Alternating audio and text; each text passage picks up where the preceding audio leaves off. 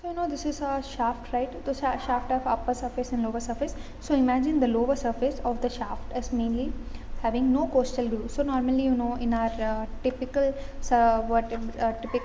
rib, we have a coastal groove on the inner side, especially lower border, right? There will have coastal groove which passes the intercostal nerves and vessels, right? But here you can see there is no coastal groove on the inferior surface. You can't find it. And the outer border is convex, whereas inner border is concave. So you can see this is the outer border which is convex, whereas inner border is concave. So whenever you want to find out the outer border or inner border, it's very easy. Outer border will always be convex, whereas inner concave. So how to remember it? Cave, concave. Cave means it's like cave like structure always. So cave, inner border. Outside convex, so it's outer border. And next we'll find out the attachments and relationships. So mainly in the anteriorly we have the neck, right? So neck, this is the neck anteriorly. So neck have always posterior and anterior border, right? So actually this is a posterior border. The anterior border of neck will be back of it. So the anterior side of the neck, mainly there is deep cervical vessel and also 8 cervical nerve. And anterior groove is having a subclavian vein. So where is the anterior groove? This is the anterior side. So you can see here. So here have a groove for subclavian vein. So here mainly the subclavian vein passes, and posterior groove you have the subclavian artery. So here you have the posterior groove which is having subclavian artery. So anterior groove you have the subclavian vein, posterior groove you have the subclavian artery, and also you have the lower trunk of brachial plexus. So you can see this is the lower trunk of brachial plexus. So remember, posterior groove is having subclavian artery, lower trunk of brachial plexus, anterior groove is having the subclavian vein. So next, the anterior end there is subclavius muscle. So this is the anterior end, and you can check out at the anterior end especially you have the subclavius muscle, and you also have the costoclavicular ligament back to it. So back to it you can see this is the costoclavicular ligament and this is the subclavius muscle.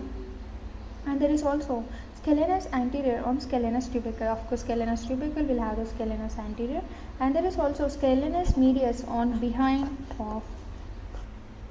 So you have the subclavian artery groove, right? So behind this we also have a insertion for mainly scalenus medius muscle. So the lower surface of the shaft have the connection with the costal pleura, and the outer border especially, so you can see the outer border especially the first intercostal nerve, it's very small. So outer border is related to the first intercostal nerve which is very small, and lower surface of shaft is having a costal pleura, and the outer border, that is especially the external intercostal muscle. So you can see this is the outer border. Here lies the external intercostal muscle and also serratus anterior first digitation. So these are attached to the outer border, and the inner border is attaching to the suprapleural membrane, also called as Simpson's fascia. We already know about it.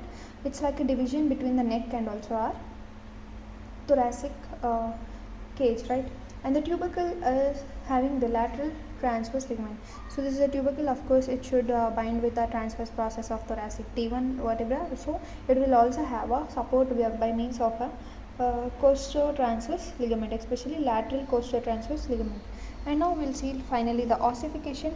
So ossification, the first rib ossify from the primary center for the shaft, and the secondary centers, so shaft have the primary center for ossification, and the secondary centers are 2 in number. One is present in the head, that is in the posterior end, and the 2 are present in the tubercles, which is also in the posterior end. So it is same like a typical rib. If you see my video on typical rib ossification, like about typical rib also we have a video. So if you check out that, you will find out that even in that typical rib ossification the same thing happens. The primary center is in the shaft and 2 secondary centers are present. One secondary center is present in the head, and the 2 tubercles have the 2 other secondary centers. So this is all about our first rib. Next we will check on our second rib. So if you mainly understand the typical rib, we can easily understand the first rib and second rib. So because there are atypical ribs, so only some differences are present in between the typical rib and atypical rib.